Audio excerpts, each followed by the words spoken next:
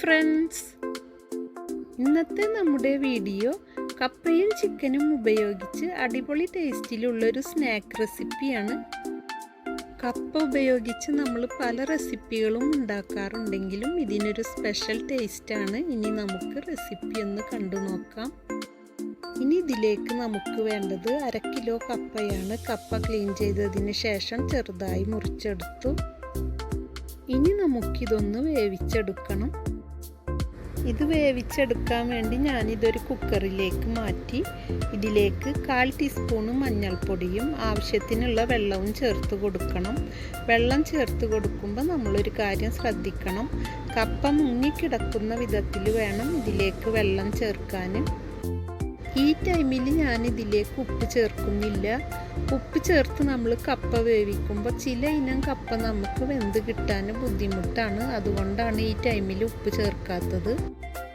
ഇനി ഇത് ഒരു വിസിൽ വരുന്നത് വരെ വേവിച്ചെടുക്കണം. ഒരു വിസിൽ വന്നതിന് ശേഷം അടുപ്പ് ഓഫ് ചെയ്ത് 2 മിനിറ്റിന് ശേഷം ഇതിലെ പ്രഷറെല്ലാം കളഞ്ഞെടുക്കണം.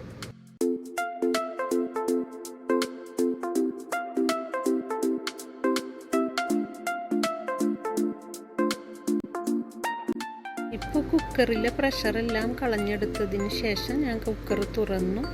ഇനി ഇതിലേക്ക് ആവശ്യത്തിനുള്ള ഉപ്പ് ചേർത്ത് നന്നായി മിക്സ് ചെയ്തെടുത്തതിന് ശേഷം 1 മിനിറ്റ് തിളപ്പിച്ചെടുക്കണം. ഇപ്പോൾ 1 മിനിറ്റ് കഴിഞ്ഞു, അടുപ്പും ഓഫ് ചെയ്തു. ഇനി നമുക്കിതിലെ വെള്ളം ഒന്ന് ഊറ്റിയെടുക്കാം. ഇനി നമുക്കിതൊന്ന് താളിച്ചെടുക്കണം. ഇനി ഇത് താളിച്ചെടുക്കാൻ വേണ്ടി നമുക്ക് എടുക്കേണ്ടത് 2 അല്ലി വെള്ളുള്ളി, 10 ചെറിയ ഉള്ളി, 1 പച്ചമുളക്, എരിവിന് ആവശ്യത്തിനുള്ള ഉണക്കമുളക്. ഇതെല്ലാം കൂടെ നമുക്കൊന്ന് ചതച്ചെടുക്കണം. ഇനി ഒരു പാനിൽ 2 ടേബിൾ സ്പൂൺ വെളിച്ചെണ്ണ ചേർത്ത് അത് ചൂടായി വന്നതിലേക്ക് നമ്മൾ ചതച്ചെടുത്ത ചില്ലി ജിഞ്ചർ ഗാർലിക് പേസ്റ്റ് ചേർത്ത് ഇതിൽ നിന്ന് നല്ല സ്മെല്ല് വരുന്നത് വരെ നമുക്കിതൊന്ന് വഴറ്റിയെടുക്കണം. ഇപ്പം ഇത് റെഡിയായി. ഇതിൽ നിന്ന് നല്ല സ്മെല്ലും വരാൻ തുടങ്ങി. ഇനി ഇതിലേക്ക് അല്പം വേപ്പില ചേർത്ത് നന്നായി മിക്സ് ചെയ്തെടുത്ത ശേഷം നമുക്കിത് കപ്പയിൽ ചേർത്ത് നന്നായി മിക്സ് ചെയ്തെടുക്കണം. ഇനി ഈ മസാല മിക്സ് ചെയ്തെടുത്ത കപ്പ നമുക്ക് നന്നായി ഒന്ന് ഉടച്ചെടുക്കണം. ഇപ്പം ഇത് നന്നായി ഉടച്ചെടുത്തു. ഇനി നമുക്കിതൊന്ന് മാറ്റി വെക്കാം.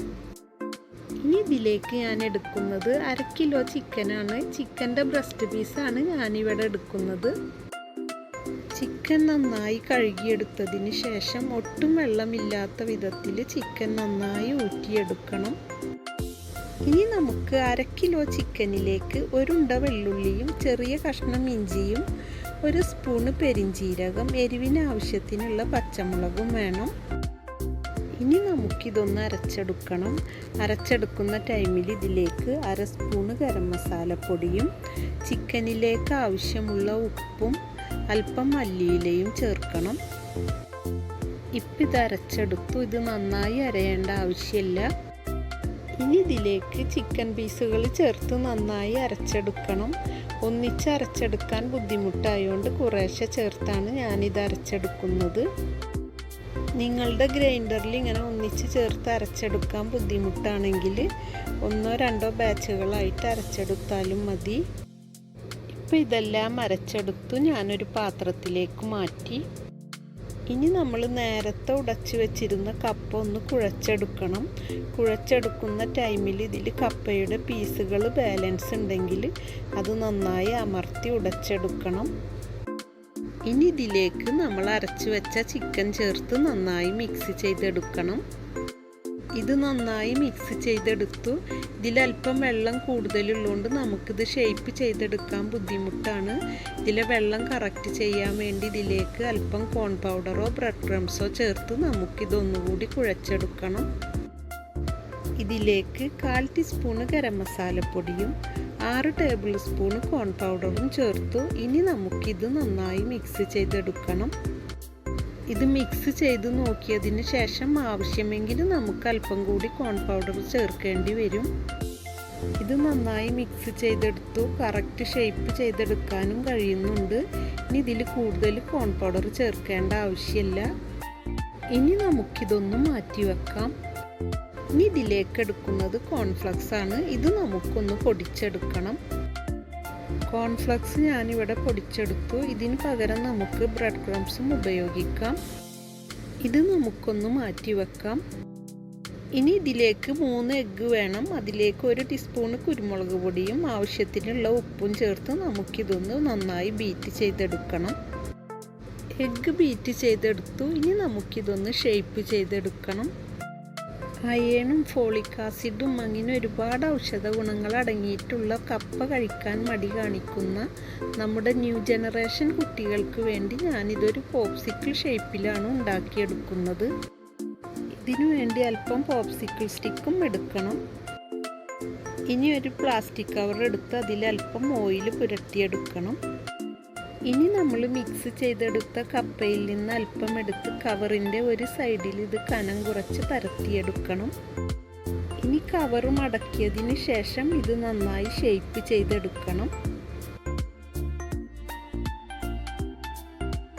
ഇനി കവർ തുറന്നതിന് ശേഷം കട്ട് ചെയ്തെടുക്കണം. ഈ രീതിയിൽ ചെയ്യുമ്പോൾ നമുക്ക് ഈസിയായി 3 എണ്ണം ഒരേ ടൈമിൽ റെഡിയാക്കി എടുക്കാൻ കഴിയും. ഇനി നമ്മൾ എഗ്ഗ് ബീറ്റ് ചെയ്തതിൽ നമ്മൾ എടുത്തു വെച്ച പോപ്സിക്കിൾ സ്റ്റിക്കിൻ്റെ പകുതി ഭാഗം മുക്കിയെടുക്കണം. എഗ്ഗിൽ മുക്കിയെടുത്ത ഭാഗത്ത് ഇത് കവർ ചെയ്ത് നന്നായി ഷേപ്പ് ചെയ്തെടുക്കണം.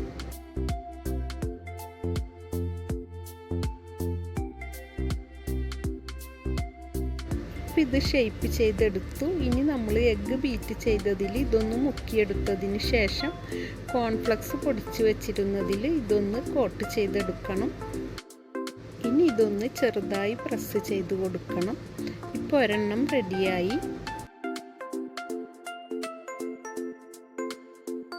ഇനി ഇത് ഒരെണ്ണം ഉണ്ടാക്കിയെടുത്ത സെയിം മെത്തേഡിൽ തന്നെ അടുത്തതും നമുക്ക് റെഡിയാക്കിയെടുക്കാം.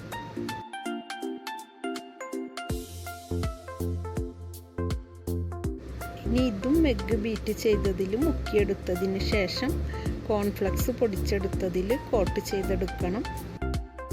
ഈ രീതിയിൽ ഇതെല്ലാം ഞാൻ ഷേപ്പ് ചെയ്തെടുത്തു. ഈ ടൈമിൽ ഞാനിതൊന്നും ഫ്രൈ ചെയ്തെടുക്കുന്നില്ല. ഇതെല്ലാം ഫ്രീസറിലേക്ക് മാറ്റി നമുക്ക് ആവശ്യമുള്ള ടൈമിൽ ആവശ്യത്തിനെടുത്ത് ഫ്രൈ ചെയ്യാവുന്നതാണ്. ഇത് ഫ്രീസറിൽ സൂക്ഷിക്കാൻ വേണ്ടി നമ്മൾ ബോക്സിലേക്ക് മാറ്റുമ്പോൾ ഒരു കാര്യം പ്രത്യേകം ശ്രദ്ധിക്കണം. ഓരോ ലെയറിലും പ്ലാസ്റ്റിക് കവറോ ബട്ടർ പേപ്പറോ വെച്ച് വേണം ഇത് ബോക്സിലേക്ക് മാറ്റാൻ.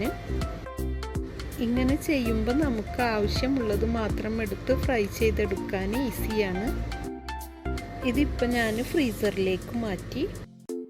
നമ്മളിത് ഫ്രൈ ചെയ്യാൻ വേണ്ടി ഫ്രീസറിൽ നിന്ന് എടുക്കുമ്പോൾ ഫ്രൈ ചെയ്യാൻ ആവശ്യമുള്ളത് മാത്രം 10 മിനിറ്റ് മുന്നേ പുറത്ത് വെക്കണം. 10 മിനിറ്റിന് ശേഷമാണ് ഞാനിത് ഫ്രൈ ചെയ്തെടുക്കുന്നത്. ഓയിൽ നന്നായി ചൂടാക്കി എടുത്തതിന് ശേഷം മീഡിയം ഫ്ലെയിമിൽ വെച്ച് വേണം ഇത് ഫ്രൈ ചെയ്തെടുക്കാൻ. ഇപ്പോൾ ഇതൊരു ഭാഗം റെഡിയായി. ഇനി ഇതൊന്ന് തിരിച്ചിട്ട് കൊടുക്കണം. ഇങ്ങനെ 2 സൈഡും ഗോൾഡൻ നിറമാവുന്നത് വരെ നമുക്കിത് ഫ്രൈ ചെയ്തെടുക്കണം. ഇപ്പം ഇത് റെഡിയായി. ഇനി നമുക്കിത് ഓയിലിൽ നിന്ന് മാറ്റാം. ഇപ്പം നമ്മുടെ അടിപൊളി ടേസ്റ്റിലുള്ള കപ്പയും ചിക്കനും ചേർത്തുള്ള പോപ്സിക്കിൾ ഇവിടെ റെഡിയായി. ഇനി നമുക്കിത് സെർവ് ചെയ്യാം. ഈ രീതിയിൽ ഉണ്ടാക്കി കൊടുത്താൽ കപ്പ കഴിക്കാൻ മടിയുള്ളവരും വളരെ ഇഷ്ടത്തോടെ ഇത് കഴിച്ചോളും. നിങ്ങൾക്ക് എൻ്റെ റെസിപ്പീസ് ഇഷ്ടമാവുന്നുണ്ടെങ്കിൽ സബ്സ്ക്രൈബ് ചെയ്തൊന്ന് സപ്പോർട്ട് ചെയ്യണം. സബ്സ്ക്രൈബിന് ശേഷം വരുന്ന ബെല്ലൈക്കൺ കൂടെ ക്ലിക്ക് ചെയ്ത് അതിൽ ഓൾ ഓപ്ഷൻ നൽകിയാൽ ഞാനിടുന്ന എല്ലാ വീഡിയോസിൻ്റെയും നോട്ടിഫിക്കേഷനും നിങ്ങൾക്ക് ലഭിക്കുന്നതാണ്. ഇനിയും നല്ലൊരു റെസിപ്പിയുമായി നമുക്ക് വീണ്ടും കാണാം.